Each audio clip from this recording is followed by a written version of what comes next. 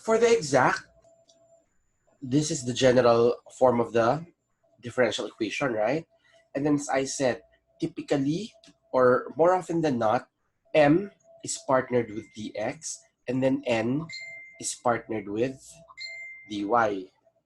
What is m equal to? M is otherwise written as partial of f with respect to x, and then n is partial of f with respect to y. So basically, this is the same as what were in the definitions. So let's try. All right. So the first thing is, let's ask ourselves, will it be variable separable? If it's variable separable, supposedly we can separate an x or a y. In here, what can you separate? So first, it's only x, tama ba? Yes. And then you'll be Yes, sir. left with a y minus x. And that y minus x is multiplied to a dx, which you cannot separate anymore. So it's not variable separable. What's the next one? Homogeneous. Homogeneous, di ba dapat pare-parehong degrees? So here, you have second degree. Here, it's second degree. So the first term is homogeneous in the second degree. What about the second term? Second degree, and then 2y is linear. So that means hindi rin siya homogeneous. So the third is exact. So para exact siya, these are the steps.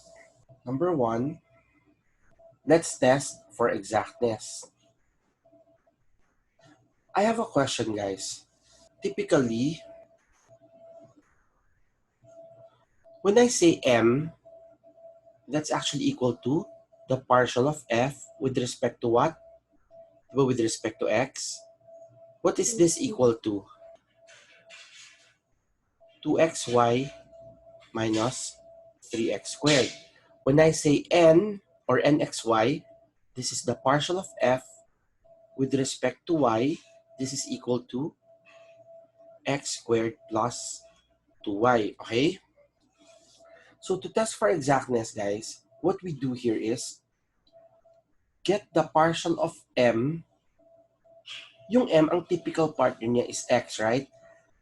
So i-opposite natin siya. You get the partial of m with respect to y. What will be the constant? X po. X will be the new constant. So if x is the new constant, can you get the partial derivative of m with respect to y? Is it correct in saying 2x minus 0? So 2x lang siya, right? Sir. Yes, sir. And then partial of n with respect to the other variable naman. Therefore here, y would be the new constant. Can you give me the partial of n with respect to x? 2x plus 0, right? So 2x. In here, what can we conclude? We can conclude that both left and right are the same. So this is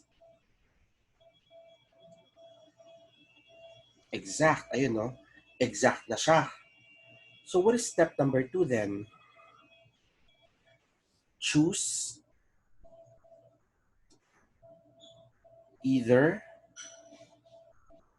m or n, then integrate. Okay, what is m? If I choose, it's up to us to choose. So let's just say, if I selected m to be what I wanted to solve for, look here. What is m? Di ba m is partial of f Partial f with respect to x.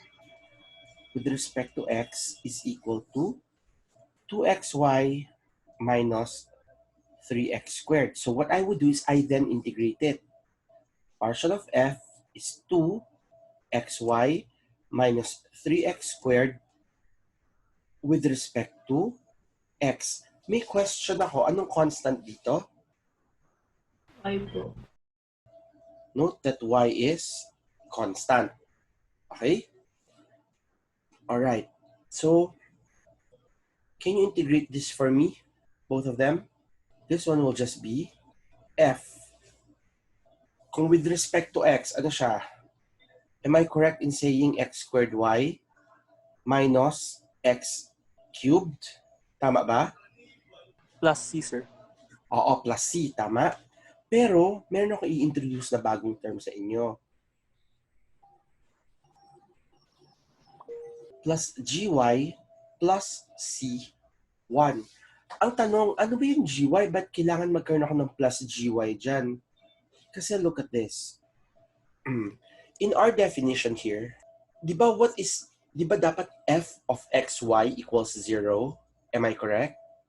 Yes. And then that f of xy, when that becomes a differential, it would take the form of m dx n dy. This one, when combined, siya ito. Okay.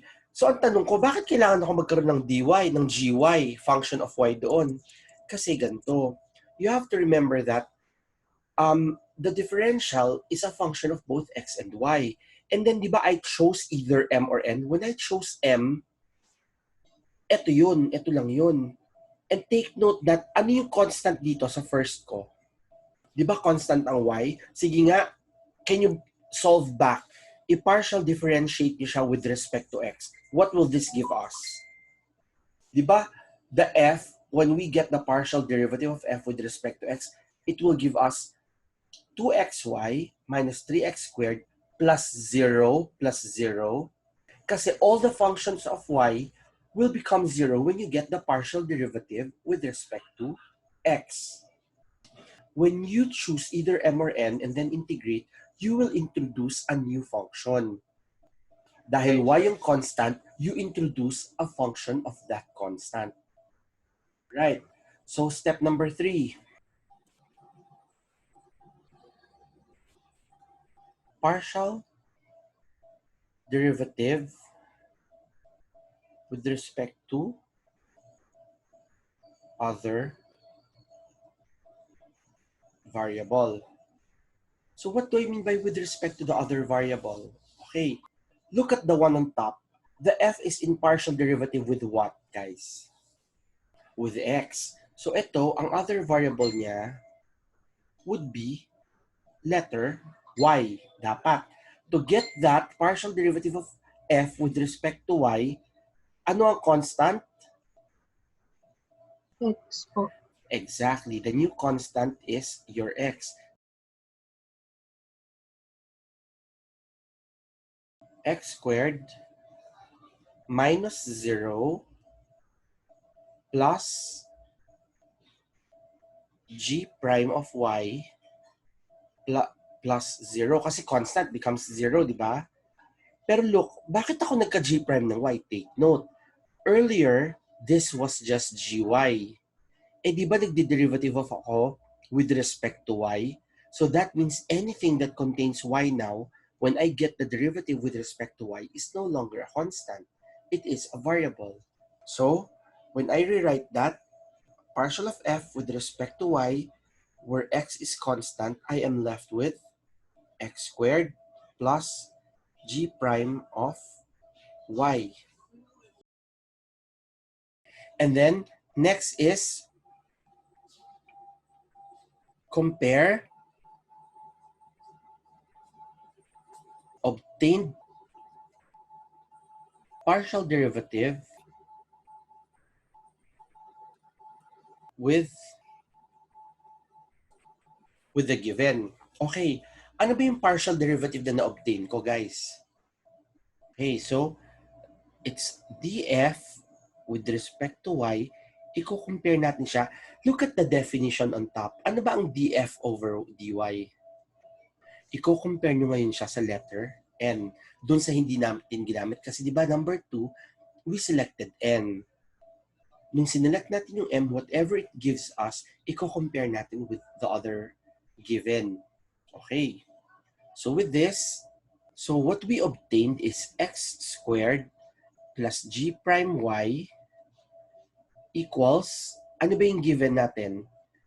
Di ba x squared plus 2y? So when you compare Ayun, no? X squared, they're just the same. You can cancel them. So, g prime y, therefore, is 2y. Okay. Eh, di na-solve na pala natin yung g prime y. What's the next step? Step Solve number for 5, GY. integrate to solve for gy. Okay, how do you solve for that gy? G prime y is 2y. I will integrate this. When I integrate that, it gives me only gy na lang. You understand? Pero where do I integrate it with? With respect to, tignan nyo ano nasa taas. With respect to y. So dapat ito, may dy na siya. You understand?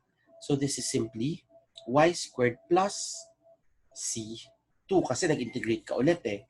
And then now, step number 6, general solution. Paano yung general solution? Di ba ang general solution natin is f? Di ba ang f, ayun no? I already wrote the f here. Oh. Ano na lang ang kulang ng f? Yung gy at saka yung c. Am I correct? Yes, sir. po. Therefore, I can say that my final answer will be x squared y minus x cubed. Ano ba yung gy? Plus y squared equals capital C. Bakit? Bakit pwede yung ginawa ko? Because note that C1 plus C2 is simply C. Pero so far, do you understand what happened? What's step 1? Test for exactness. Paano kukunin yun? Ipa-partial derivative mo yung m dun sa kabilang variable. Tama? Ipa-partial derivative mo yung n with the other variable. And then, test if the partial derivatives are the same. If they're the same, it means it's exact. Okay, step number 2. Choose either m or n and then integrate. So, the definition, m is defined as the partial of f with respect to x. So that means the integration should be with respect to x. You have to remember that in here, in step number 2, partial of f with respect to x, constant ang y. So that means, nung in-integrate ko siya, I introduce sort of like a function of y that was treated as a constant. And then, partial derivative with respect to the other variable. Look at this. Step number 2, the differentiation is with respect to x. Therefore, in step number 3, the differentiation should be with respect to y. So, after getting this, magkakaroon ako ng prime. That gy magkakaroon ng prime. And then, what do I do? Compare the obtained new partial derivative with the given. Yung na-obtain ko, df over dy. Eh, alin ba dito sa dalawa yung df over dy? It's the n. Therefore, compare it with n. Okay, nung kinumpare ko, ang x squared parehong meron. That means ang g prime of y ko is the 2y only. And then integrate it. With respect to what variable? I-integrate mo siya. Tingnan mo yung nandito. With respect to y, edi dapat with respect to y siya. So treating others as constants. Kung may x man dito, it is treated as a constant. Can you please take note of the problem? I will solve it using the other variable. So let's go to step 1. So is it exact? Yes, na-test na natin kanina. Number 2, choose. N naman ang gagamitin natin. What is n as defined? Partial of? Partial of f with respect to y. Y. So what is constant? Equals, ano siya? X squared plus 2y. Therefore, to solve for df, that's simply x squared plus 2y dy. Right? Okay, I will just reiterate. Binibilugan ko na ha. I have a point later on. Okay. Integrate go. X squared y plus Y squared. plus, look, ang constant ko is x. That means, since ang constant ko x, magkakaroon ako ng function of x. Mag-i-introduce ako. That's correct. Plus Plus C. whatever constant. Let's just call it constant 1. Okay. Now let's go to step number 3. What is step 3? Partial derivative of f now with respect to x, y should be treated as a constant. Okay. So with that,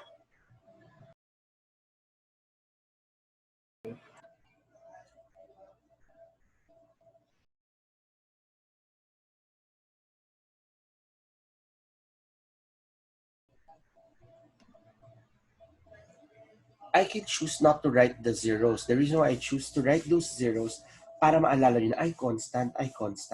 Okay? Now, what is step number 4?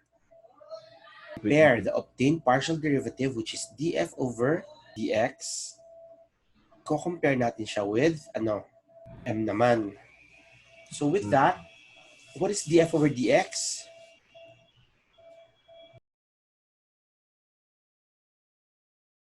The obtained one is this.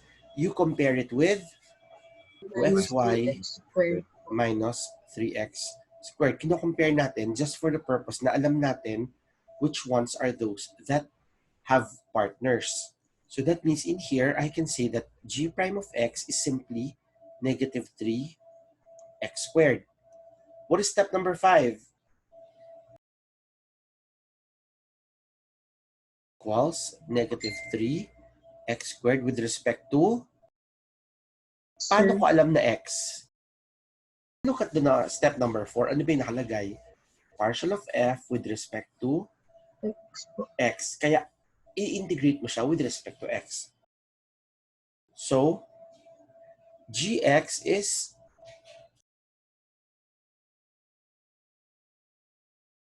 plus c2. Right?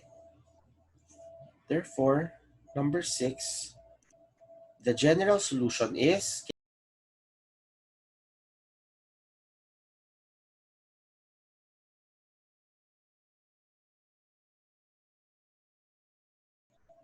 sineparate ko lang yung c. Kasi di ba in one of the definitions before nakalagay doon, f of xy equals c is a solution. Look at this. Ito look at the answer here and the previous answer. Ayun daw pareho. X squared y minus x cubed plus y squared equals c. Our answer is x squared y minus x cubed plus y squared equals c. So whichever side you choose, you should obtain the same. Check muna natin if it's variable, separable, or homogeneous. So, variable separable ba siya? Look, may subtraction, obviously, hindi na agad. Sana kung all multiplication, we don't have a problem with that. Homogeneous, what degree is this inside? Second degree. Multiplied by another degree, it's third degree. Eh yung 2 times 1 degree. Oh, first. So, m pa lang, hindi na siya homogeneous. So, obviously, bagsak na siya agad sa homogeneity. Okay, so step number 1. Test natin for exactness. Okay. So, partial of m with respect to x or y? Y, kasi dapat the other variable. Okay, ito i-rewrite muna natin. This is 3x squared y minus 6x. Okay, go. Can you please get the partial with respect to y? 3x squared. What about the partial of n with respect to x, where y is treated as a constant? Okay, we can already conclude something. They are the same. Therefore, exact. So if it's exact, what's step number 2? So let's just say, let's choose m. Okay, what is m? Partial of is 3x squared y minus 6x. Therefore, 3x squared y minus 6x, and then integrate both of them. So I will finally obtain an f. Okay, I forgot to note. What is the constant in here? I have a point. Bakit ko binibilugan lagi? Para maalala ko later kung ano yung i-introduce kong function. Tama? What is the what's the integral? Go.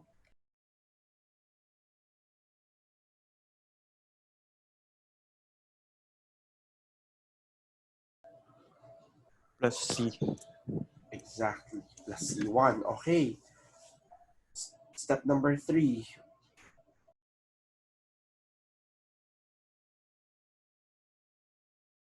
Y. What is constant now? X is constant. Very good. So here, give me the partial derivative with respect to y. If x is constant, you are differentiating with respect to y. So, x cubed minus 0 plus g prime of y, and then plus 0.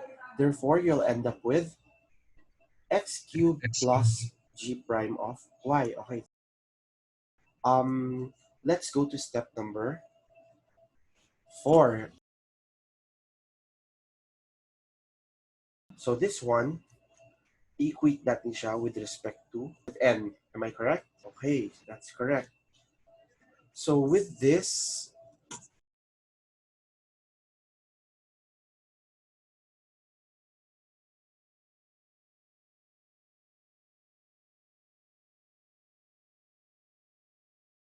so g prime with respect to y is equal to 2y. Thank you for that. So step number 5.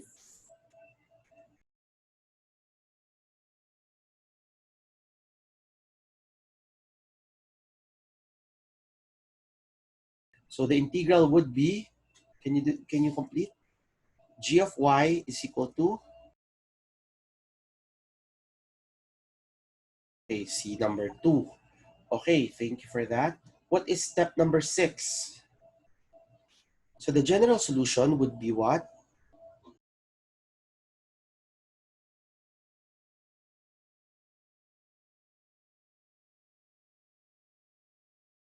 Very good. So that's the answer.